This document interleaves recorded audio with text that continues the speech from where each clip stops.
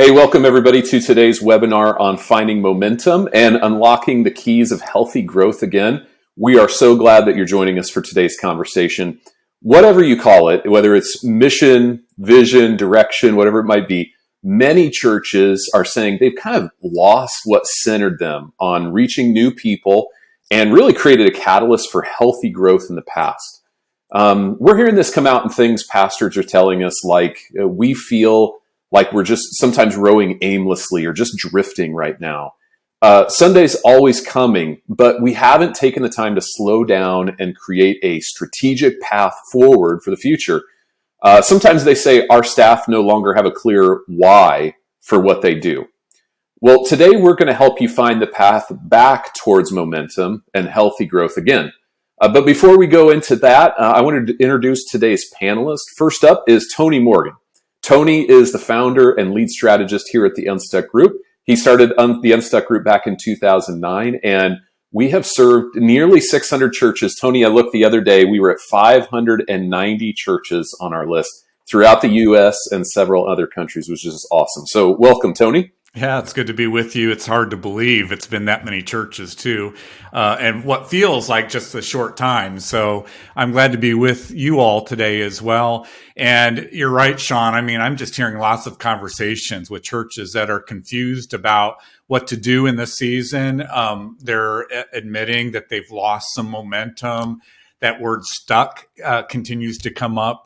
And what I'm hearing is they're just experiencing the situation where the same tactics that they've used in the past aren't necessarily working now. And I think what's even more challenging for a lot of churches is they feel like they've done all the things that they should have done, like they have clarity about their mission and vision and core values, but they're still feeling stuck. And related to that, Amy and I talked a bit about this in our recent podcast series. That's just confirmation for me again that it's possible to have clarity and full alignment as a church, as a team, but still to be stuck. And so I'm excited about today's conversation because we are hoping to unpack some practical, specific steps that you can be taking to help regain momentum again, especially on this side of COVID too. Just a number of churches are finding challenge regaining that momentum, and we're going to share some things that we're seeing working in churches today. So I'm excited about today's conversation. Yeah, well, Tony, you mentioned Amy, and of course, Amy's here with us today also. Amy has served as the director of consulting here at the Unstuck Group since 2016. And during those years, she has served over 150 of those almost 600 churches, helping them design their ministry, staffing, and multi-site strategies, really to align and fuel the mission. So Amy, great to have you here in the conversation with us today.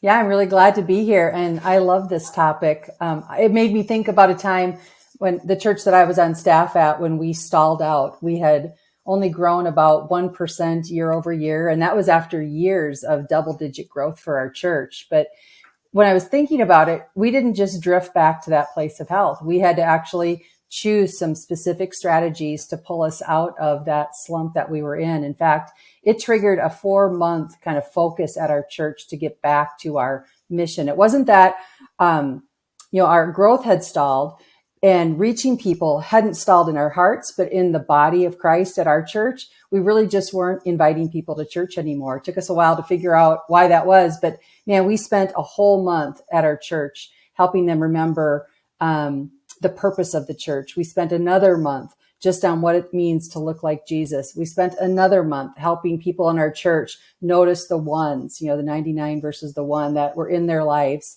And during the whole time of that, those 3 months, we were challenging our church to invite just one person to our series called It Would Take a Miracle. And I shared that because it worked. All of that envisioning to our body got us back on mission and back to a place of growth and health at our church. So I love that we're talking about it. There's new strategies that we'll be talking about today, maybe for your church where you maybe feel stuck, but I'm glad to be here and glad to be a part of the webinar. Yeah, and I'd love to hear from you guys a little bit of the why behind the conversation today, because a lot of times, when we do these webinars, when there's something that we're talking about, it's because of conversations that we're having with pastors at churches that we're serving, pastors that reach out to us. So, Amy, what have you been hearing from some of those pastors that you've been serving recently? Yeah, well, to reiterate what you said in your welcome, I'm hearing pastors say that they just feel like they're at a relentless pace of ministry right now and just trying to keep things moving. It's kind of the equivalent of living paycheck to paycheck, right? With no plan for a change. And it's just that classic ministry whirlwind that it's easy to get caught in. A lot of pastors say things like, I'm doing ministry right now, but I'm really not working on the ministry right now. So, and maybe one other thing we've heard on this side of the pandemic is that the body is actually behaving differently now. So churches have gotten back to running their full playbook on this side of the pandemic, but it's not driving the interest that it used to. Tony, what about you? Yeah, so I'm hearing some similar things, obviously, that Amy mentioned, but something else that I would call out is, the good thing is for a lot of churches, they are seeing a lot of new people coming back to their Sunday services, to their weekend services. And that's including a lot of new people to church generally, but people coming from other churches as well. And the opportunity is we get to help point those people to Jesus and help them take their next steps toward Christ. Some of the maybe challenge that comes with that, though, is new people, they don't have the backstory of the church, what the church is all about. They haven't started serving yet or engaging in community yet. And so there's just an overall sense with all those new people in the church that they don't have a clear direction for where they need to be going next. And then that creates challenges for the ministry as a whole, as far as direction is concerned. And so bottom line on all that is I think churches have a long-term view of where they want to go, but they don't know what they need to be prioritizing today. They don't know what they need to be focused on today in order to regain some of the momentum that they've had in the past. Then on top of that, I'm hearing, especially in recent months, churches are starting to feel the financial pressure of what we're all experiencing in the economy right now. And I think that's making it also harder for churches to have clarity of direction in this season and understanding what they need to be prioritizing. So all of that, I'm glad we're hitting this topic today, Sean, because I think this is, again, going to hopefully give us some specific steps that we can be taking in our ministry today. Well, and that leads us to the decision that we want all of you, the leaders who are tuned into this conversation today, to make today. Momentum really starts with you. Someone has to create that initial push in your church. So here's the decision we want you to make. We want you to commit to clarify and to communicate a new strategic direction for growth in 2023, where your church is going and how you're going to get there. And this is how we're going to approach it. We're going to walk through this in three kind of sequential steps. Step one is to define or redefine your mission field. Step two is to craft clear reach and spiritual formation strategies for your church. And then step three, define the wins and how you're going to measure them. So just a few more details before we get started. First of all, chat. Feel free within Zoom to submit your questions, and our team will be responding live in chat. If you haven't downloaded the companion workbook for today's conversation, you can go right now and get it at theunstuckgroup.com/workbook. theunstuckgroup.com/workbook. Our team is going to be interacting in chat, and we'll be fielding questions from you, but also we're going to have some Q&A at the end. So feel free to submit those questions. We're going to answer some of them at the end of today's conversation. And any of them that we can't get to, we'll try to follow up in later content like blogs and podcasts, answering some of those as well. Last thing before the conversation gets started, share your experience today on Twitter and Facebook with the hashtag UnstuckChurch. UnstuckChurch, okay? All right, so diving into step one, defining or redefining your mission field. Before we get into this first exercise, let's really just start by determining who should be in the room when you're clarifying vision and strategies, what the makeup of that team looks like. So, Tony, you've had years of experience leading these planning conversations. What have you learned about the makeup of that team? Yeah, so a couple thoughts here. First of all, you want people in the room that are strategic thinkers, and maybe to help frame what the profile of this person looks like. Our team has really valued looking at Patrick Lencioni's new model around working genius. He talks about kind of the wiring and the contributions of 6 different types of strengths that we bring to the team: wonder, invention, discernment, galvanizing, enablement, and tenacity.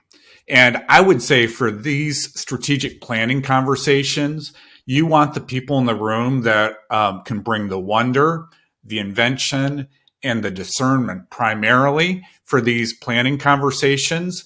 The last 3, the galvanizing, the enablement, the tenacity, that starts to get into mobilizing people and getting the work done. And there's certainly a place for that. But it's going to be kind of in the next steps as we engage the strategic plan. And just what I've seen is if you get people in strategic planning conversations that jump too quickly to that, how are we going to get this done? You can get bogged down in those planning conversations. And again, we need those strengths as well on our team. But for the types of conversations we're talking about here, Sean, we really want the people that can think more big picture and more future, and then specifically create kind of those stepping stones for us that we need to be working towards in order to get the results that we want to experience. Secondly, though, I would just reiterate here, the senior pastor, your lead pastor, your voice is critical to these conversations. And because of that, what I have found is it's very challenging to both engage the conversation and to facilitate the conversation at the same time.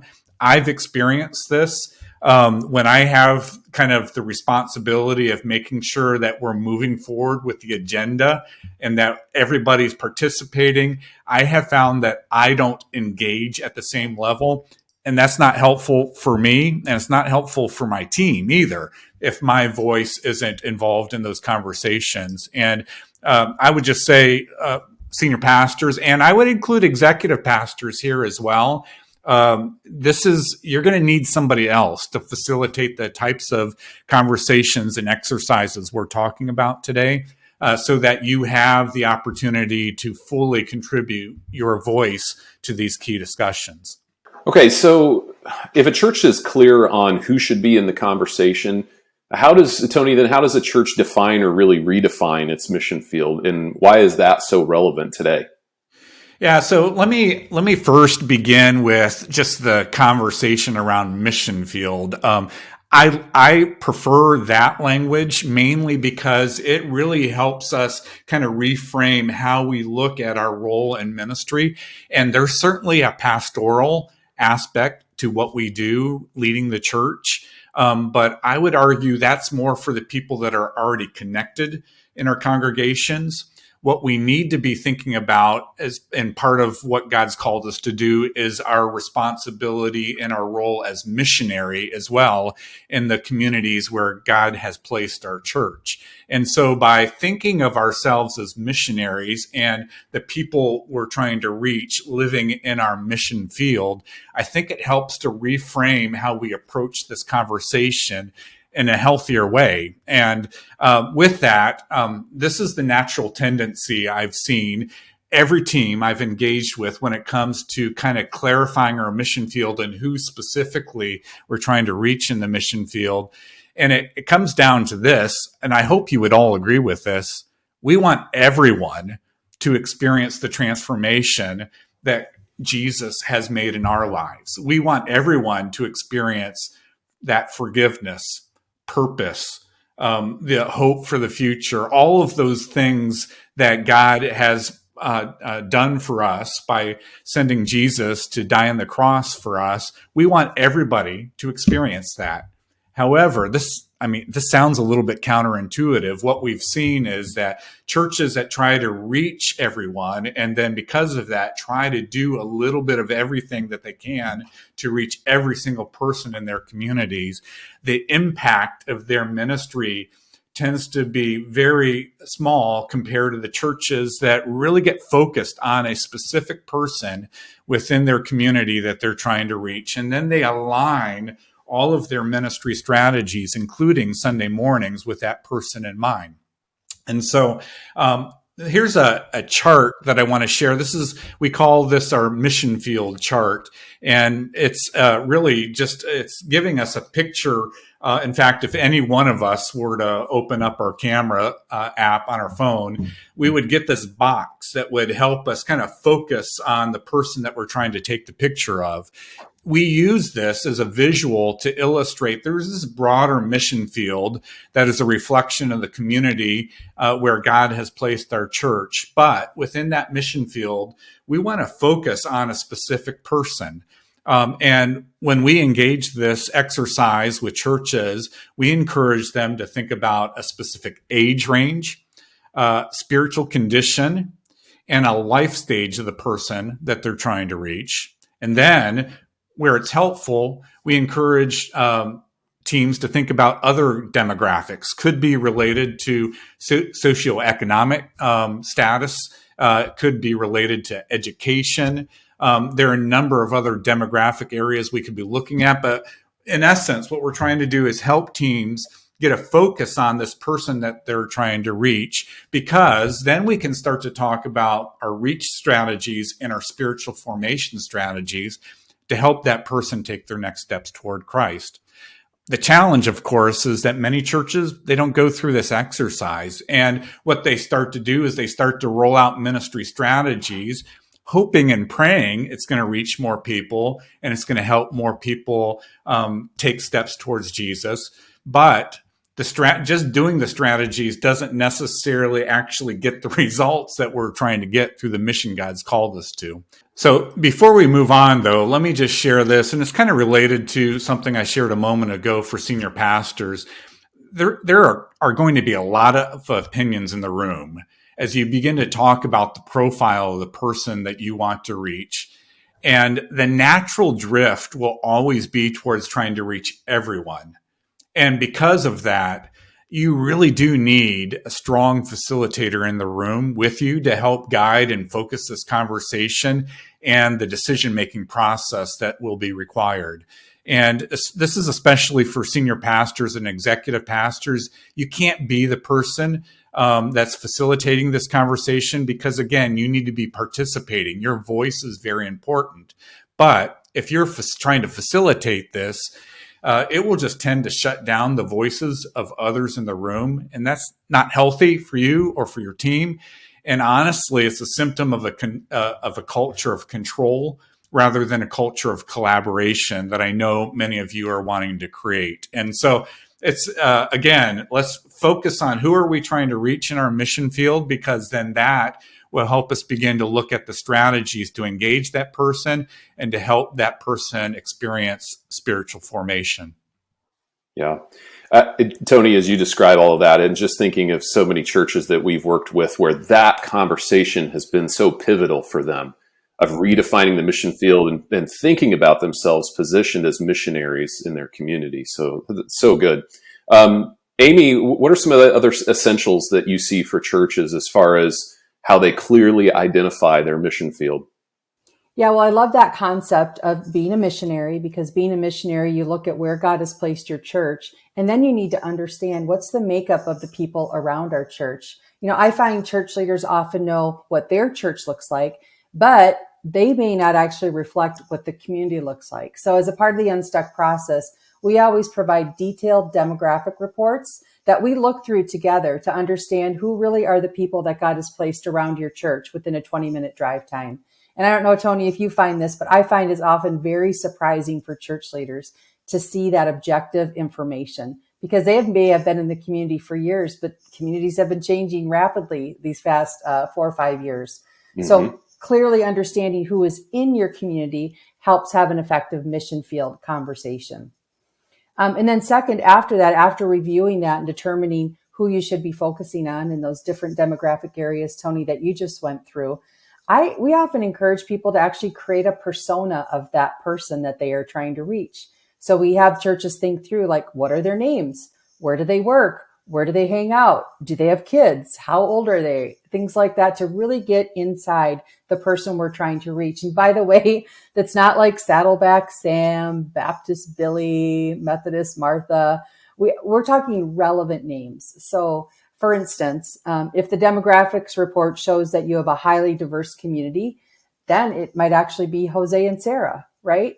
The purpose of the persona is to make these people seem real, to think of them when setting strategic plans. You ask, would Jose and Sarah come to this event? Does our teaching connect with Jose and Sarah? So really getting specific about the demographics in your area and putting a persona to the people you're trying to reach. I think that has a great impact with your mission field, because you're actually bringing those voices into the room by naming that persona. Yeah. It's really good, Amy. I talk with a lot of pastors from around the country, and there are a lot of communities that have changed dramatically through the pandemic. And some of our assumptions, and these are true, are Florida, Texas, Arizona, those cities and those communities or those states have seen a lot of change in the makeup. But I've talked to 2 pastors this week in Pennsylvania, where their community is growing and changing. And so don't just assume that your community looks the same as it did 5 years ago or definitely 10 years ago. There is a dramatic shift that's happened. And I think that exercise right there can really, really be impactful for pastors.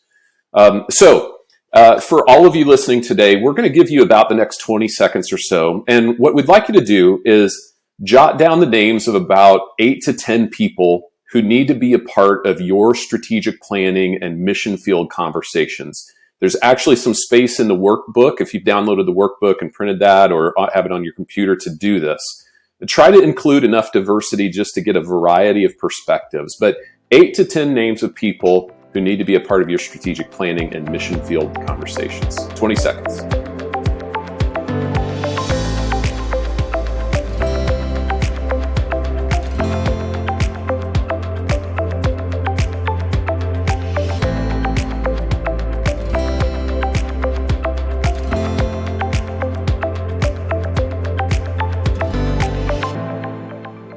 All right, so let's dive into step 2 and craft a clear reach and spiritual formation strategy. So after the mission field is clear, churches that want to find momentum and healthy growth again need to spend some time crafting reach and spiritual formation strategies.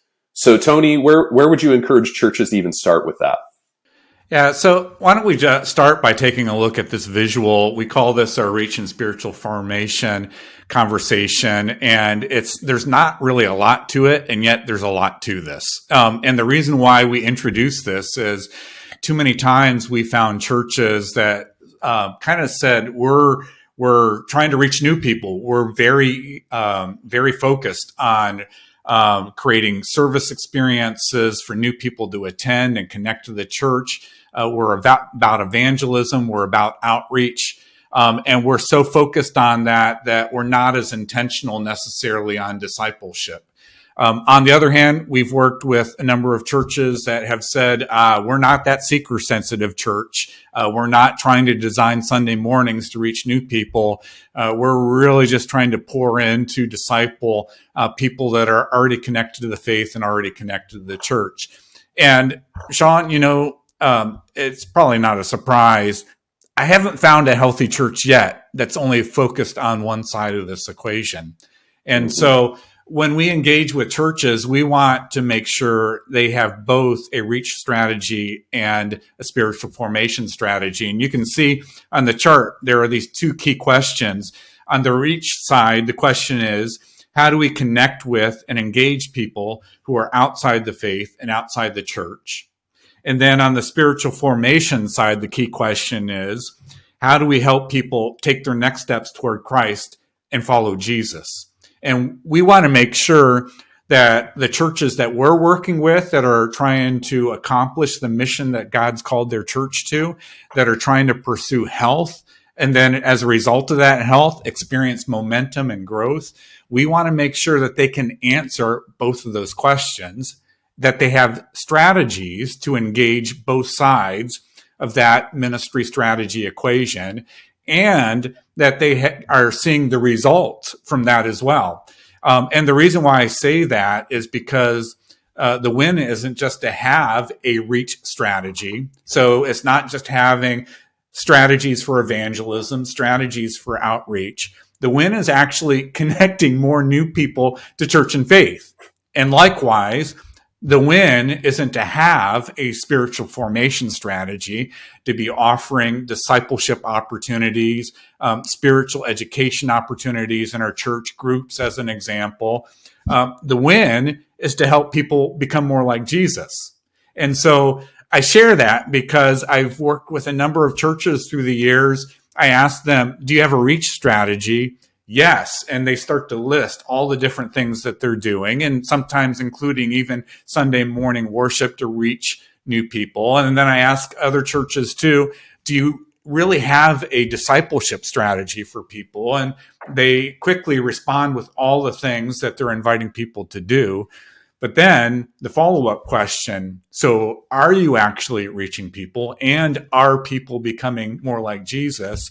And then you can see there's a little bit more uncertainty now because they don't know if they're actually getting the results. And so anyways, this is really the introduction. When we engage with a church, we not only help them answer the question, do we have both a reach strategy and a spiritual formation strategy, but then we get very specific to help them define those two strategies and make sure then that they can monitor the results on both sides of the equation to make sure they're truly fulfilling the mission God's called the church to. So Amy, let's focus in on reach strategies. Just give some practical thoughts on how churches can go about building these reach strategies. Well, I think the first thing that every church needs to do is actually build a structure and a staffing plan for reaching others, and specifically a leader who will lie awake at night if your church is actually not reaching new people for Jesus. That was actually my job at the church I served at. And at our church, our weekend service really was the big front door for reaching new people. It was our primary strategy to reach new people. So I was an off-platform leader and coach, and it was my job to make sure our primary front doors were effective. So were people coming? Were people inviting? In other words, did our people feel like we created an experience every week that they could invite people to, regardless of which weekend, they showed up? And so this leadership role, it's funny, often we, have a worship leader be responsible for this weekend service, which it fits in some ways. But to actually have a leader who is watching all of it come together to analyze what needs to be changed, what needs to be shifted, and not just for a weekend front door, but think about digital strategies and things as well. This is the leader that's going to answer the question, are we actually reaching new people, and have responsibility for that. And as Tony mentioned, new people are showing up at churches around the country every weekend. And they're giving you an hour to assess whether they sense your church would be of some benefit in their life. And their feet are voting, right? They're telling you something. If you aren't connecting with and retaining new attendees, it might be time for you to find a leader to really champion those reach strategies at your church. Because if we don't reach new people, then we're off mission, and eventually our church will die. And going back to that relentless pace we talked about earlier, no one wants to work that hard to only further disciple the already convinced. So that's probably my number one response, Sean, is just to get a leader who's going to carry that load on the team. And second, within that team, I think churches do need to be thinking about their digital reach strategies as well. I mean, people live on the devices, right now. So how does the church and the mission play out in those spaces? Again, you need a leader to help guide these conversations. And I can't get into all the specifics on this webinar, but Tony and I recently did a podcast on this subject, and we had our sales and marketing director, Tiffany DeLucia, give some practical next steps that can create some traction in digital ministry. And let me just share a few of her highlights. The first thing she said was that we are encouraging church leaders to invest in this space specific to their reach strategies. So not using this resource, and you just saw the chart with Tony, we're encouraging church leaders to invest digitally on the reach side and not primarily on the discipleship side. And the reason for that is it's a limited resource, right? We've got to be savvy with how we're going to be trying new things out in these digital spaces. And so we've just been coaching churches invest on the reach side digitally. And use that to point people towards your church and ultimately towards Jesus. Next, I would say define the objective. That was one of her key points. You need to know what you're trying to accomplish before you start experimenting with digital spaces. After all, we're looking for tangible results in our digital strategies, not just digital activity. The third thing was everything you put online should have a purpose for helping the people you're trying to reach take their next steps. And so Tiffany, again, said all of that so much better than I did, but I encourage you to hear her wisdom. It's in episode 262 of the Unstuck Church podcast, but we need to have some more R&D happening in those digital spaces to draw people towards the church and, again, ultimately Jesus.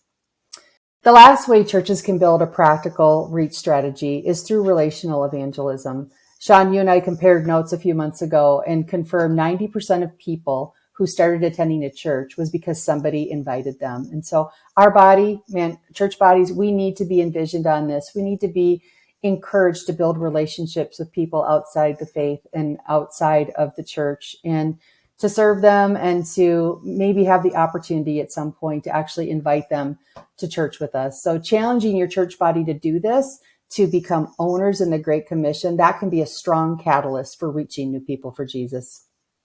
That's really good, Amy. And sometimes it's not just challenging, but giving them freedom, getting them out of meetings and into ministry, right? Tony, in general, I mean, churches really tend to think they have effective spiritual formation strategies.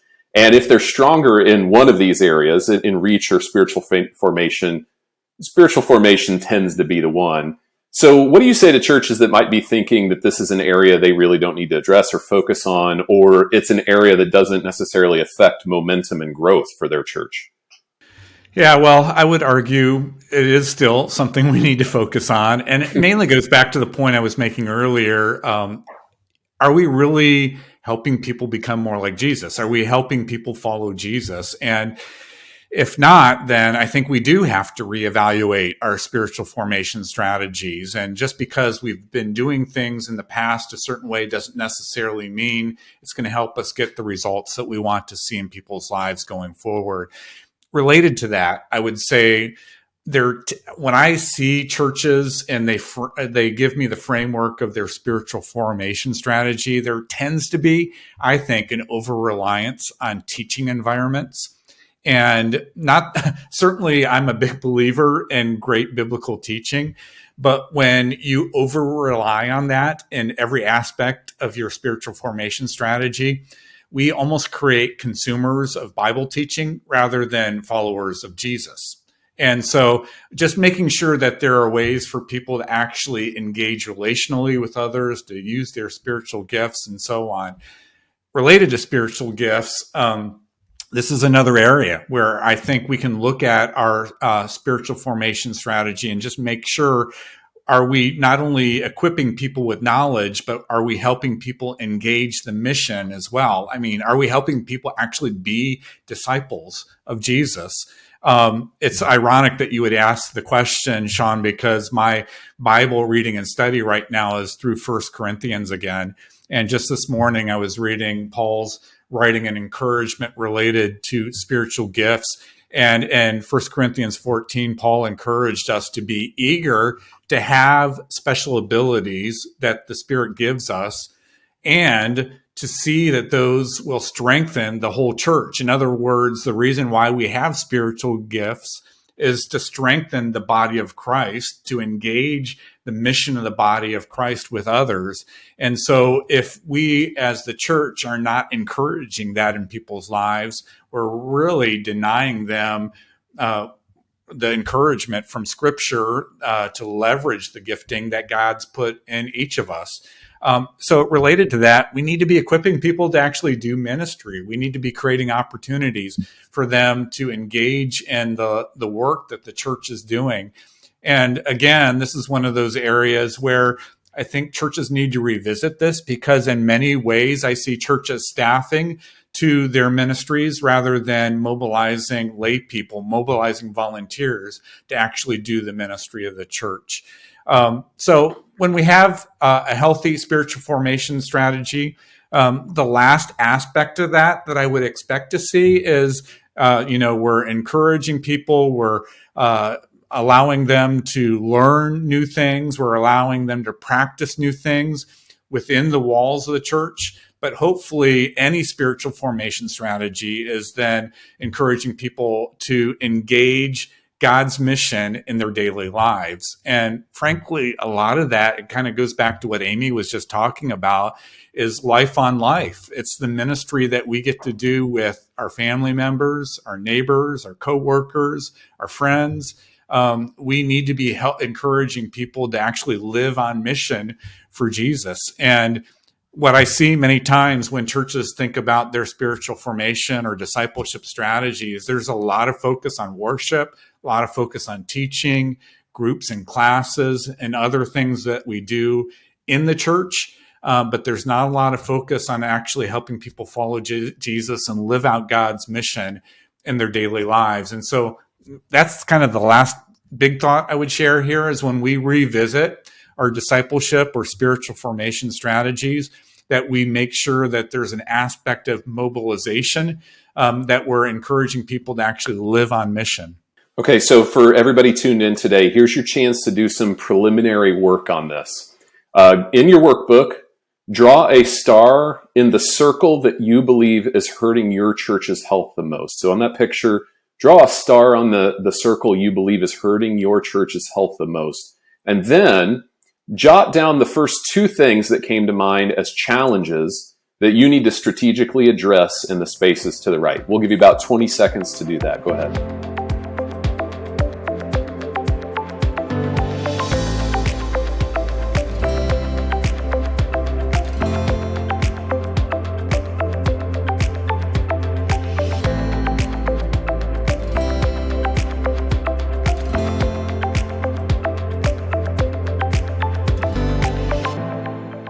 All right, we've arrived at step 3 now. You've clarified your current mission field.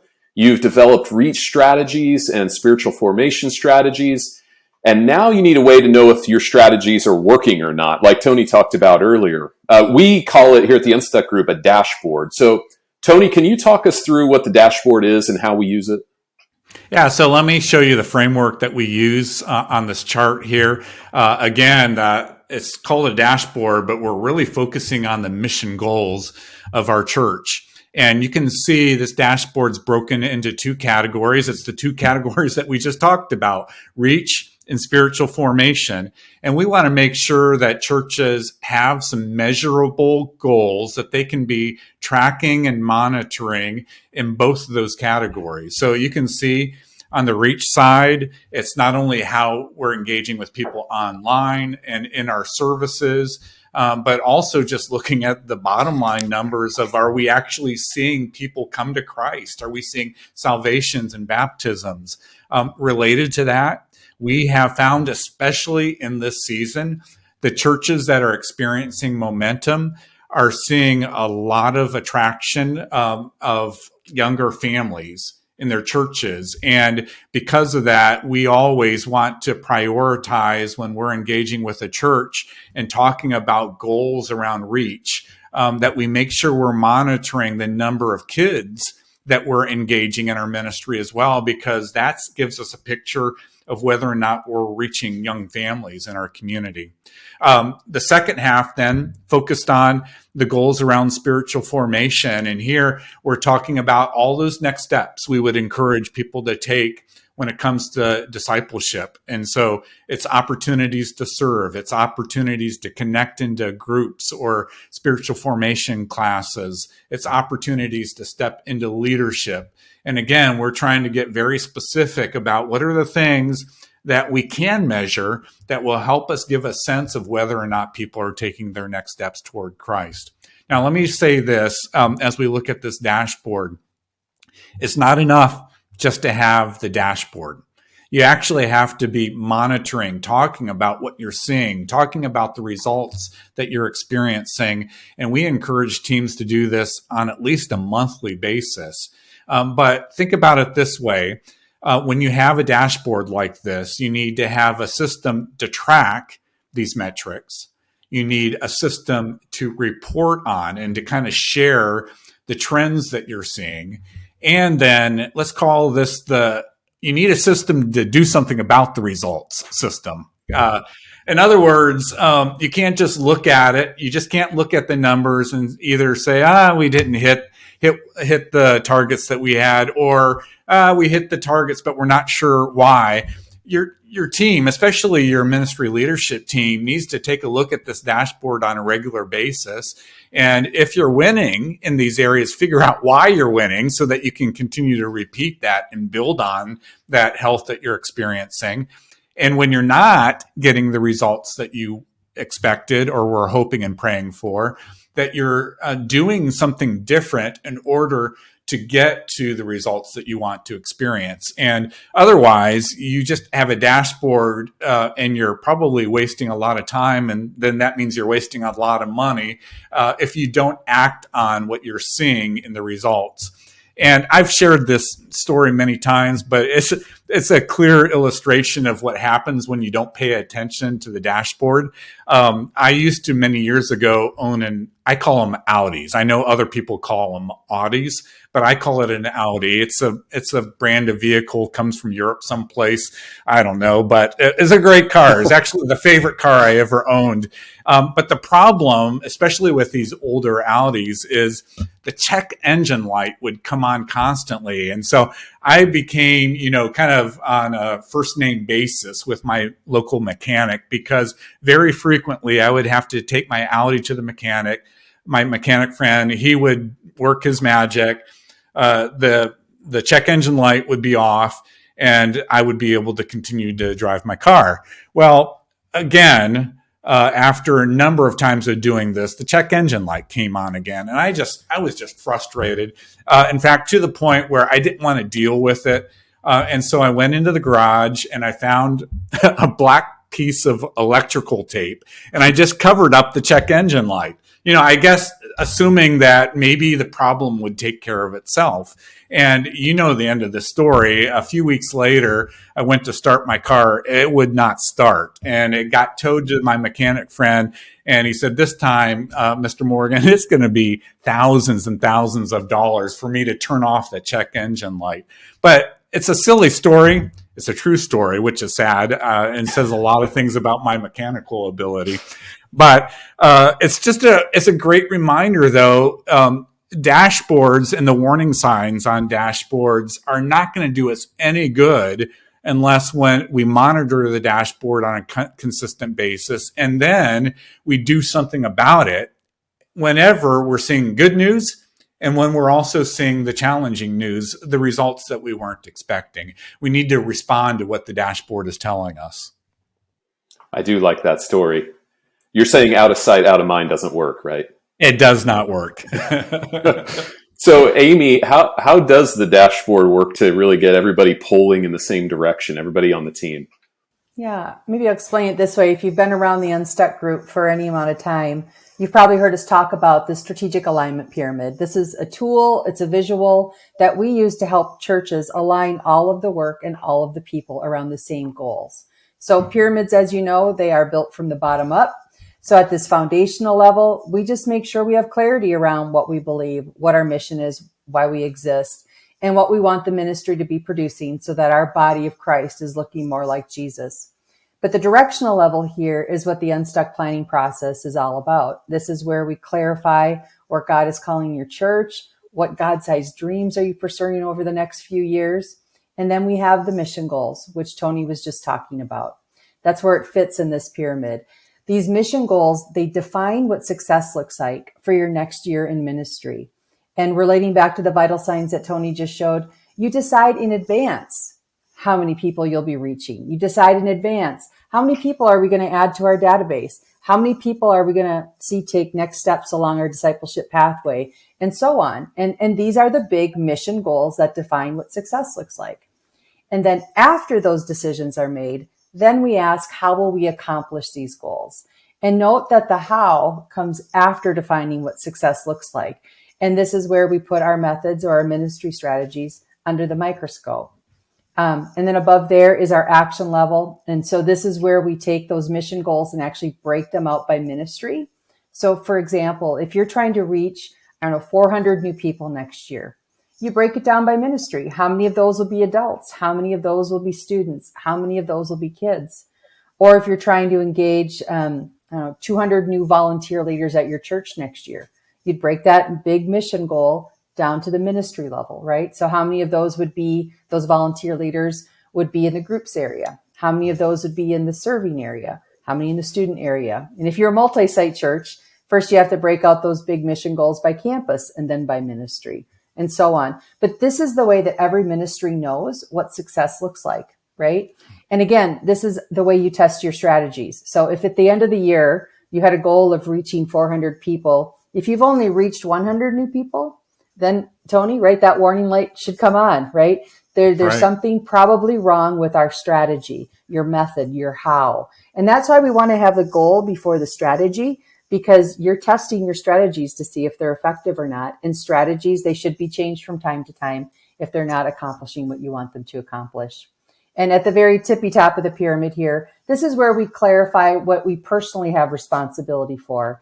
And we often call them lead measures. Lead measures comes from the book, The 4 Disciplines of Execution. And the point is, what do you need to do to influence that leg goal? So going back to engaging volunteer leaders, if student ministries has to engage 15 more volunteer leaders over the next year, then that student pastor, one of his or her personal priorities is probably meeting with at least one potential volunteer leader each week.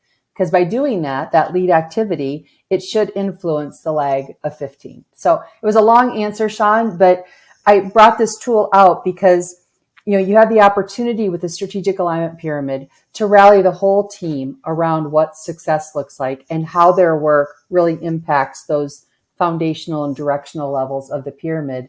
And when this is clear, honestly, there can't be ministry silos. When this is clear, the whole team is focused on that dashboard, and it should drive the behaviors that actually lead to success. That's good, Amy. I've heard from a number of churches that strategic alignment pyramid's been so helpful because it, in one visual, kind of summarizes all of those big questions that we need to have answers for. So I think that's super helpful. Okay, last exercise for today. Take just a moment and reflect on a metric or a number that you used to pay attention to as a leader that made you feel confident about the health of your church. Does it still hold up? I mean, maybe it's attendance, maybe it's finances, one of those metrics. Do you feel like you know how to measure whether or not your church is healthy today? We'll give you just a few seconds to jot down some thoughts in the space in your workbook.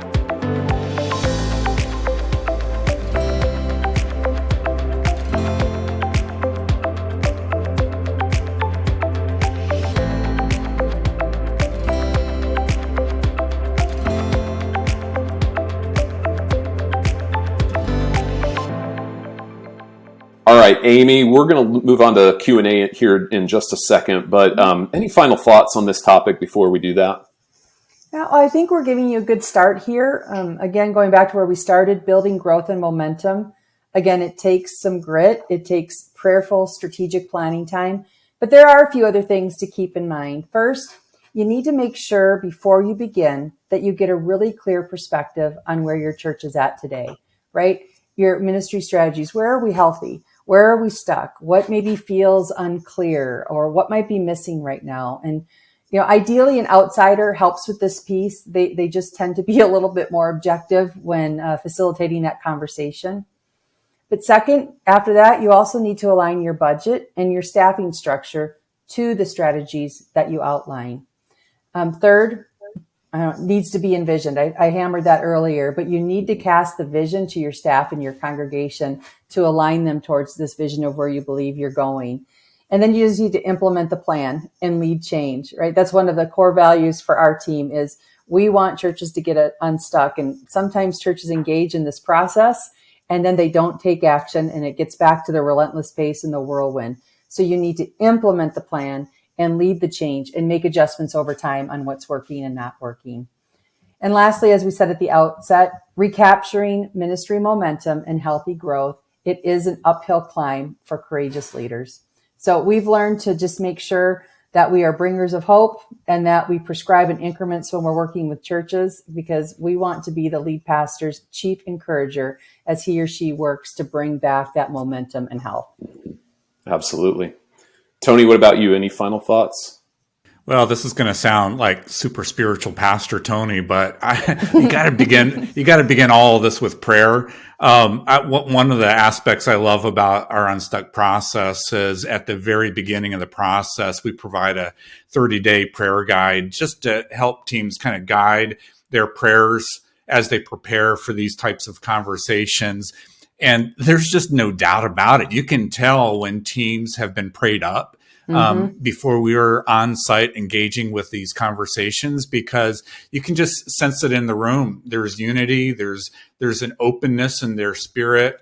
There's a sense of preparation for the conversations that we're going to have, and the outcomes of those conversations when teams are prayed up are just they're noticeably different. And so I really would encourage you to make sure you begin all of this process with the foundation of prayer. And then let me just share, related to final thoughts here before we get to Q&A, our life cycle chart. I know many of you have seen this chart many times. It walks through the 7 stages that we see churches ending up in at various times in their development. I would just say, unfortunately, right now, the vast majority of churches that we're engaging with and that are reaching out to us are on the right side of this life cycle. And because of that, I just want to encourage you, that's okay. And as leaders, I'm glad that you're identifying where you are and identifying that where you are is not good for the long-term future of your mission for your church. But don't wait. If you sense that you're on the right side, especially for those churches that sense right now they may have dipped into the maintenance stage, do something about that immediately. And the reason why I say that is it's just a lot easier to make the changes that are needed to move from maintenance back to sustained health. But if you don't address those and over time your church drops into preservation or life support, the changes that are required at that time are significant. And because of that, many churches would rather close their doors than make the changes that are required to return back to health and growth again. So if you as a leader are sensing things are just not right, we're stuck, we're stalled, whatever you're sensing, however you're describing it, especially for your churches that you're sensing you're in maintenance, now is the time to take these steps forward that we've talked about today. Yeah, and just a reminder of the decision that we are encouraging you to make today. Hopefully after this conversation, you're feeling some energy around this, and then you'll commit to yourself today that you will do whatever it takes to clarify and communicate that new strategic direction for growth in 2023. That's the decision that we hope you'll make. All right, so let's get to some of the questions that have been submitted for the Q&A today. Tony, I'll give this first one to you. It sounds like you're asking churches to be very specific about who their mission field is. So how should I respond to the people at my church who say that's too specific and keeps us from reaching everyone? Yeah, so let me share this, and I did not mention this earlier, Sean, so thanks for asking the question. Again, I, like you, want everybody to have a relationship with Jesus. I want everybody to take that step and to begin to follow Jesus in their daily lives. What we've seen, and I mentioned, is the churches that tend to be more focused on a specific person within their mission field and get really intentional about reaching that person. It's the craziest thing. Not only do they become effective reaching that person, but then they also end up reaching a broad cross-section of their community.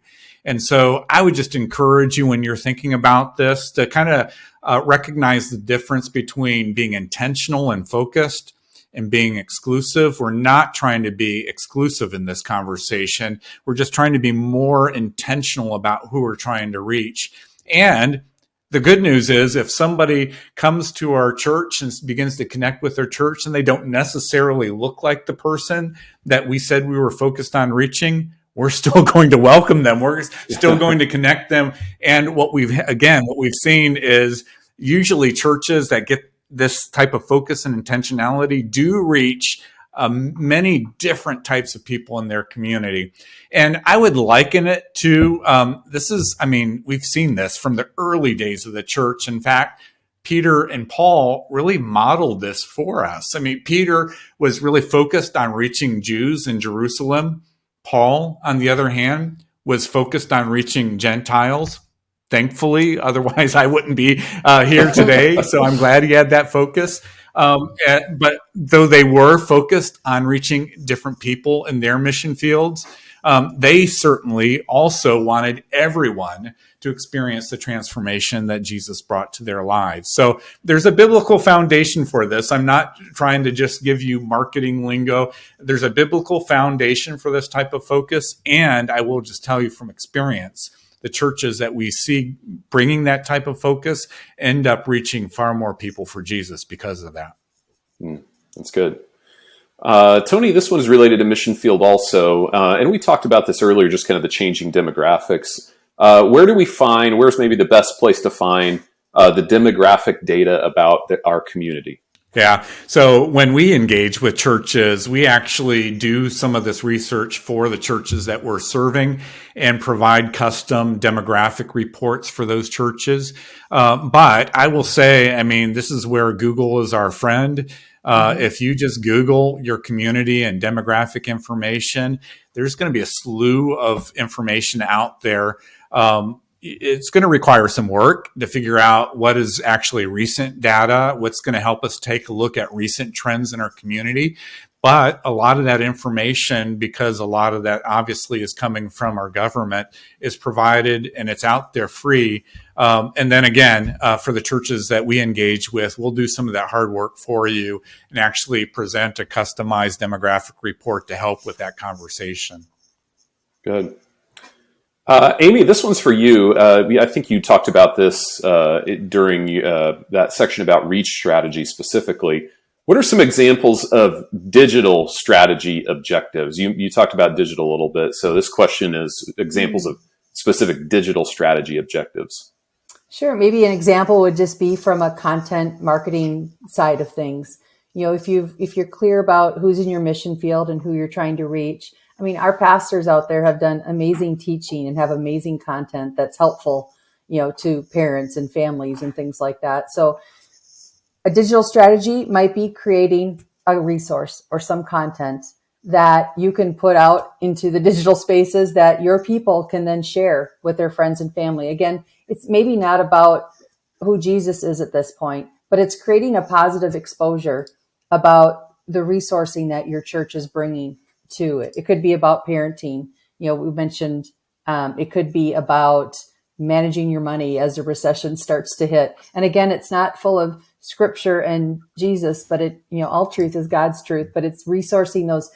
Sarah and Jose, what are they facing right now? What content that comes out of God's teaching to us can we be sharing? And then of course you can measure things. Again, you want to set the goals in advance. Maybe you've got a sharing goal. You want to see if this thing got shared 500 times, 1,000 times, whatever it is. Maybe how many likes it had gotten, how many views it had gotten. If as you build content, other things that people measure in the digital space is sometimes there's an opportunity for them to actually become known. Maybe there's an additional resource, but they have to submit their email address and their name kind of thing. That's actually a big step from people being completely not interested in faith and church to actually becoming spiritually curious once they actually take that step to make themselves known.